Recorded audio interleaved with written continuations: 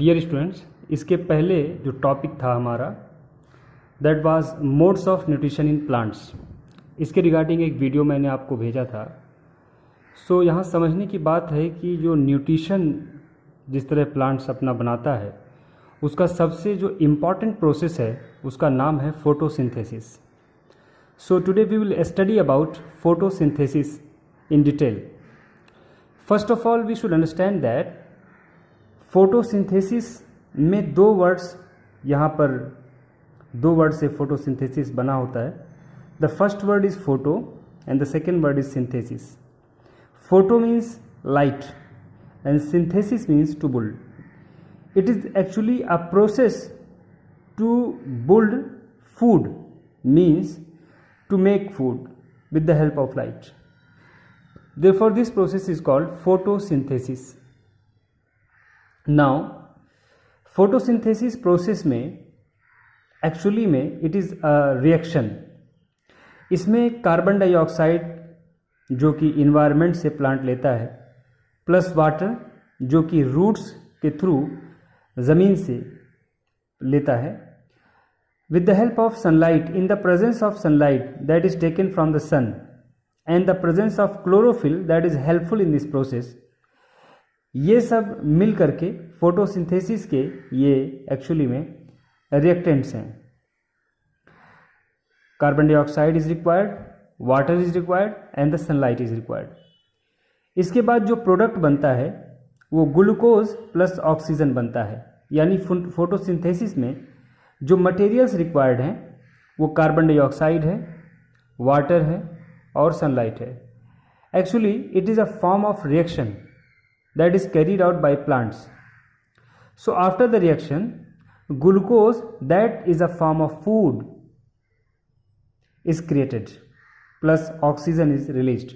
यहाँ पर सबसे इम्पॉर्टेंट है ये है कि जो कार्बन डाइऑक्साइड है या वाटर है या सनलाइट है ये प्लांट अचीव कहाँ से करता है, लेता कहाँ से है।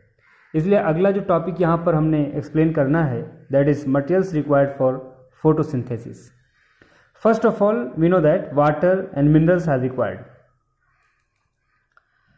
So this water that is achieved by root of a plant, but by xylem vessel, actually xylem vessel root से leaves को या upper part of plants को water and mineral transport करता है। ये बहुत important topic है, ये हमें समझना चाहिए। xylem cells या vessel root से leaves की तरफ प्लांट के ऊपरी हिस्से में वाटर और मिनरल्स को ये ट्रांसपोर्ट करते हैं। Xylem vessel which transports water and minerals to the stem, branch and leaves of a plant. यहाँ पर जो मेन रूट होता है प्लांट का आप देख सकते हैं that is called primary root, जो बेसिक रूट होता है, सबसे इंपॉर्टेंट रूट। उसके बाद ब्रांचेस को सेकेंडरी रूट कहते हैं। जो बिल्कुल एकदम डाउन पार्ट यानी lower part of the root होता है उसे हम रूट हेयर कहते हैं, that is called root hair. तो यहाँ आप समझ चुके होंगे जाइलम वेसल्स और जाइलम सेल्स रूट से लीव्स, स्टेम्स और ब्रांचेस को वाटर एंड मिनरल ट्रांसपोर्ट करते हैं। इसी तरह जो अपर पार्ट से एनर्जी को रूट्स तक या बाकी अदर पार्ट्स तक जो सेल लाता है उसे फ्लोएम कहते हैं। यहाँ पर मैंने एक्सप्लेन नहीं किया है, that later I will explain about this, but that cell is called phloem. Now carbon dioxide, carbon dioxide को प्लांट्स फोटोसिंथेसिस प्रोसेस के दरमियान कहाँ से अचीव करते हैं। ये जानना ज़रूरी है।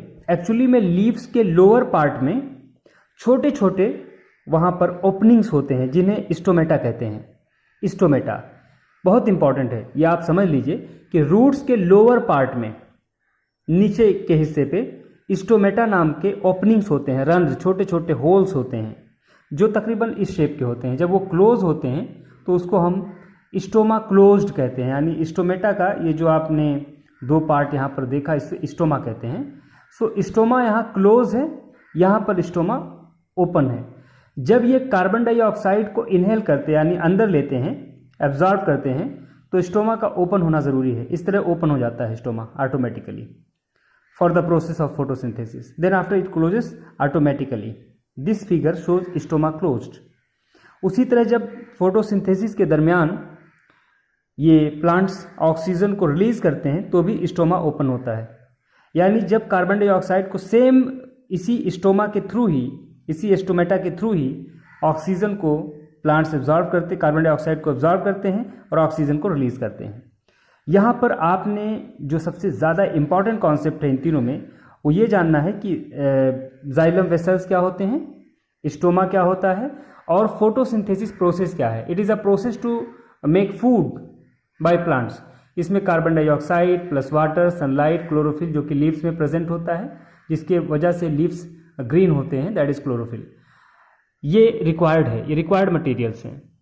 आफ्टर फोटोसिंथेसिस जो प्रोडक्ट बनता है यानी जो रिलीज होता है that is glucose plus oxygen. Glucose is the food of the plant, that is required. Then after some other parts that's are required for plants are minerals and water for the photosynthesis and other processes in plants that are absorb by xylem vessels through out the roots. Roots में जो xylem vessels present होते हैं leaves तक, उसके through water और minerals को absorb करता है, ट्रांसपोर्ट करता है जाइलम वेसल। कार्बन डाइऑक्साइड जब फोटोसिंथेसिस प्रोसेस में रिक्वायर्ड होता है वो स्टोमेटा के थ्रू, जो कि लीव्स के लोअर पार्ट में छोटे छोटे जो ओपनिंग्स होते हैं, छेद होते हैं, उसके द्वारा, जिसे हम स्टोमेटा कहते हैं, उसके जरिए कार्बन डाइऑक्साइड प्लांट्स लेते हैं। Stoma that is the cell of the stomata. ये दो सेल आपको दिख रहे हैं यहाँ पर, stoma open and stoma close, जो भी मैंने आपको एक्सप्लेन किया है ये आप समझ सकते हैं।